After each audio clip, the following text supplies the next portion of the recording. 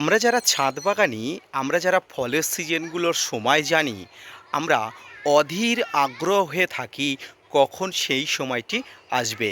Hello friends, welcome to my channel. দেশ এবং দেশের বাইরে থেকে যারা আজকে আমার ভিডিওটি কন্টিনিউ করেছেন, প্রত্যেককেই gardener tips with Kamal YouTube চ্যানেলে স্বাগতম। মাসটা প্রায় মার্চ মাসের শেষ সপ্তাহ। এই সময়টাই কিন্তু আঙুরের ফলনের বেস্ট সময়। আমরা যারা ছাদ বাগানে প্রচুর পরিমাণ আঙুরের চাষ করি বা আঙুর গাছ নিয়ে নাড়াচাড়া করি, আমরা জানি এই সময়টাই কিন্তু আঙুর গাছে ফল আসার সময়, ফুল আসার সময়। তাই কিন্তু অধীর আগ্রহে কিন্তু অপেক্ষা করতে থাকি এই সময়ের জন্য। অবশেষে সময় আসন্ন, ছাদ বাগানে আঙুরের প্রচুর পরিমাণ মুকুল দেখা দিয়েছে। এই সময় আপনারা দেখতে পাচ্ছেন আমার ছাদ বাগানে প্রচুর পরিমাণ মুকুল আপাতত দেখা দিয়েছে এবং প্রচুর পরিমাণ নতুন কুঁড়ি কিন্তু গাছে এসে গেছে। তো আসুন আজকের ভিডিওতে দেখাবো এই সময় আপনাকে কি করতে হবে, কি করতে পারবেন না, ফুলগুলো কীভাবে পরিচর্যা করলে ছাদ বাগানের ফুলগুলোকে খুব ভালোভাবে আপনি রাখতে পারবেন। খুব ভালোভাবে রাখার জন্য আপনাকে কীভাবে খুব ভালো পরিচর্যা করতে হবে, তাই নিয়ে থাকছে আজকের ভিডিওটি। না স্কিপ করে কন্টিনিউ করুন।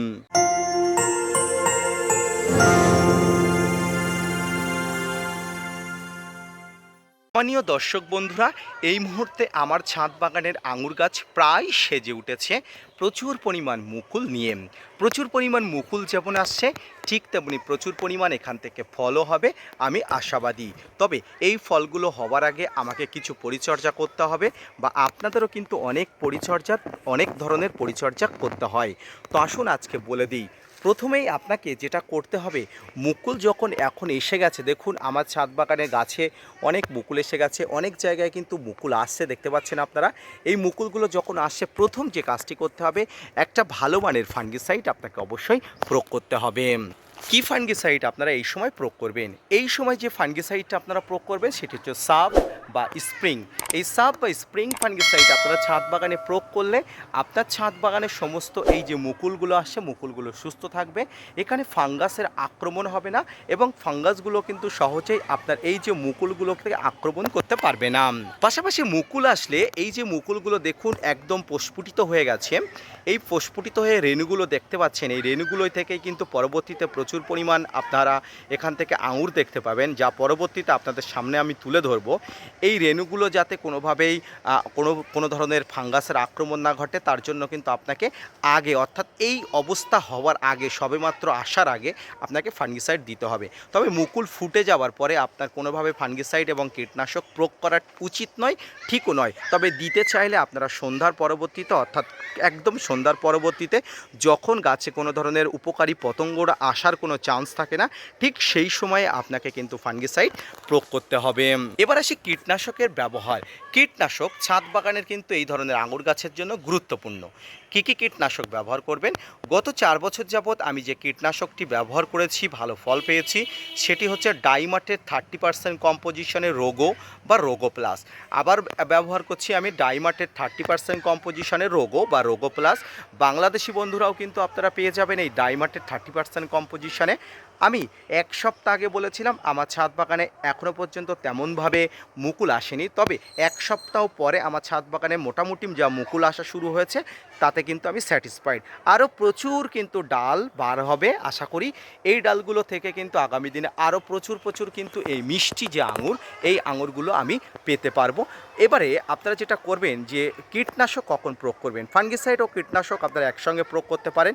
এবং আঙুরের একটা ভালো দিক সেটা হচ্ছে, অনেকে বলেন আঙুর ফল ঝরে যায়, ফুল ঝরে যায়। দেখুন, আঙুর ফুল সঠিকভাবে পরিচর্যা করতে পারলে একটাও ফুল কিন্তু ঝরবে না, এটা গ্যারান্টি। যে কটি ফুল দেখছেন, প্রত্যেকটি ফুল থেকে যদি ফল না দেখাতে পারি, গার্ডেনার টিপস আর কখনো ভিডিও করবে না। আমি কয়েকদিন পরে আমি এখান থেকে দেখাবো কতগুলো গুটি ধরেছে, পারলে আপনারা কাউন্ট করে নেন। পরবর্তীতে আমি সেই কাউন্ট ধরে অবশ্যই বলে দেবো যে গুটিগুলো সঠিকভাবে ধরেছে কিনা। ছাদ বাগানে প্রত্যেকটি গাছে কিন্তু গুটি রাখার জন্য আপনাকে প্রিভেন্টিভ নিতে হবে। উপযুক্ত ব্যবস্থা না নিলে কিন্তু কোনোভাবেই আপনি গুটি টিকাতে পারবেন না। আপনার ভুলের জন্য গুটিগুলো পড়ে যায় এবং সেগুলো নিয়ে আপনি অনেক সময় অনেক ধরনের অভিযোগ জানান। এই সময় আপনি ভারী মানের ফাঙ্গিসাইড এবং ভারী মানের কীটনাশক একদম প্রয়োগ করবেন না। তাই আপনারা ডাইমার্টের 30% কম্পোজিশন ছাড়া অন্য কোনো কম্পোজিশন প্রয়োগ করবেন না এবং সাব স্প্রিং বা অ্যান্ট্রাকল এই ধরনের ফাঙ্গিসাইডগুলো প্রয়োগ করবেন। সম্মানীয় দর্শক, এখানে আমার দুটি প্রজাতির আঙুর আছে। একটি হলো অস্ট্রেলিয়ান ব্ল্যাক প্রজাতি, সেখানেও অল্প পরিমাণ এই বছরের জন্য প্রথম আঙুর ধরেছে, সেটিও আমি দেখাবো। পাশাপাশি এটি হলো আমার পাঞ্জাবি অল টাইম, যেটি হচ্ছে সারা বছর মোটামুটি 2 থেকে 3 বার ফলন পাওয়া যায়। আমি এতক্ষণ দেখালাম গাছে সবেমাত্র গুটি আসছে, কিন্তু যে গুটিগুলো অ্যাডভান্স এসেছিল আমি দেখিয়েছি সেই গুটিগুলো কেমন বড় হয়েছে আসুন এবার আপনাদের একটু দেখাই।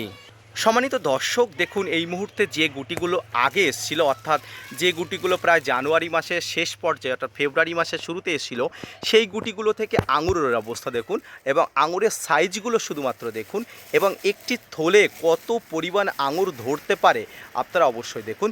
যদিও থলটি অনেক ছোট, এখানে যা আঙুর আছে যথেষ্ট এবং আমি অনেক আঙুর এখান থেকে ঝরিয়ে দিয়েছি, যেটাকে থিনিং পদ্ধতি বলা হয়। অর্থাৎ অনেক আঙুর গাদাগাদি করে না রেখে ছোট্ট ছোট্ট আঙুরগুলো, যেমন এই ধরনের আঙুরগুলো যদি আমি এখান থেকে ফেলে দিই তাহলে এই আঙুরগুলো জায়গা পাবে এবং মোটা হওয়ার একটা উপযোগী অবস্থা তৈরি হবে। আঙুর গাছ অনেক সময় অনেকে বলেন আঙুর টক হচ্ছে, তো আজকের ভিডিও শেষে আমি বলে দেবো টক ফল মিষ্টি কিভাবে করা যায় তার জন্য, তাই ভিডিওটি মনোযোগ সহকারে দেখুন। এখানে আরও একটি আঙুর আছে, দেখতে পাচ্ছেন। এগুলোকে আমি পাখির হাত থেকে রক্ষার জন্য কিন্তু পলিথিন দিয়ে দিয়েছি এবং নিচের দিকে যাতে বাতাস প্রবেশ করতে পারে তার জন্য ছিদ্র করে দিয়েছি। এইভাবেই কিন্তু আগামী দিনে আমি প্রচুর আঙুর পাবো আশা করি। তো চলুন এবার আমি দেখাবো আমার ছাদ বাগানে যে কালো আঙুর অল্প পরিমাণ ধরেছে, অর্থাৎ অস্ট্রেলিয়ান ব্ল্যাক যে আঙুর, এই আঙুরগুলো কেমন ধরেছে আসুন এবার দেখাই। সম্মানিত দর্শক বন্ধুরা, দেখুন আমার এই গাছটি দেখুন। গত 1 বছর আগে আমি গাছটি এনে রোপণ করেছিলাম। মাটিতে যেমন গাছের গ্রোথ, টবের মাটিতে কিন্তু ততটা গ্রোথ আপনি পাবেন না। তাই আমি সবসময় প্রত্যেকটি ভিডিওতে বলি গাছগুলো পারলে মাটির সঙ্গে, অর্থাৎ একদম মাটির সঙ্গে, টবের মাটি নয়, মাটির সঙ্গে সরাসরি কানেক্টেড করুন। অর্থাৎ টবের মাটি এবং নিচের যে মাটি, এই মাটির কিন্তু গাছের ফল আসার পরিমাণ কিন্তু অনেক পার্থক্য থাকবে, এটা কিন্তু আপনাকে মেনে নিতেই হবে। দেখুন এই গাছটির 1 বছর আগে যা গ্রোথ আমি দেখিয়েছিলাম, 1 বছর পরেও কিন্তু তেমন গ্রোথ হয়নি। এটি কিন্তু আমি ভাবছি পরবর্তীতে মাটিতে রোপণ করে দেব। দেখুন এই গাছে যে ফল এসছে, এই গাছে সবেমাত্র এই যে ফুল এসছে বা ফল এসছে, এখানে খুব অল্প সংখ্যক ফুল বা ফল এসছে। আশা করি এই বছরে আমি বুঝতে পারবো যে ফলগুলো আশা করি সঠিকভাবে হবে কি না এবং গাছের ফলগুলো কতটা এসছে সেগুলো আপনারা অবশ্যই দেখ। খুব অল্প পরিমাণ এসছে কিন্তু এসছে। এই ফলগুলো থেকে আমি মোটামুটি একটা ধারণা করতে পারবো যে ফলগুলো কেমন এবং এর কোয়ালিটি কেমন। আশা করি আগামী দিনে এই সম্পর্কিত আপনাদের আরও ভিডিও দেবো এবং এই আঙুর গাছ কেমনভাবে আপনারা রোপণ করবেন, কেমনভাবে পরিচর্যা করবেন তা নিয়ে অনেক ভিডিও, একাধিক ভিডিও আমি দিয়েছি। আপনারা চাইলে আমার ভিডিওর অবশ্যই প্লেলিস্টে চেক করে নেবেন। আঙুর গাছ সম্পর্কিত একাধিক ভিডিও প্রতি মাসে এবং আঙুর গাছে ফুল আসলে কি করতে হবে তাই নিয়ে কিন্তু প্রচুর পরিমাণ ভিডিও আমি দিয়েছি। এবং এই সময় গাছের গোড়াতে কোনো ভারী খাবার দেওয়ার দরকার নেই, শুধুমাত্র রক্ত জল, বাড়িতে মাছ মাংস ধোয়া রক্ত জল জাতীয় যে খাবারগুলো আছে সেগুলো দেবেন, তাতেই কিন্তু গাছ তত্তর করে বাড়বে এবং প্রচুর পরিমাণ মুকুল আনবে। তো সম্মানীয় দর্শক, আজকের ভিডিওটি এই পর্যন্ত। কালো, সাদা, বিভিন্ন ধরনের আঙুর, বাইকুনুর, সমস্ত ধরনের লাল, কালো, সাদা, সবুজ সমস্ত ধরনের আঙুরের একই পরিচর্যা, একই ধরনের সার প্রয়োগ। তাই আজকের ভিডিওটি দেখে অবশ্যই গাছগুলোকে পরিচর্যা করুন এবং আপনি উপকৃত হন। ছাদ বাগানে ভরপুর আঙুর পান, আপনার ছাদ বাগান ভরে উঠুক অনেক ফলে এবং ফুলে।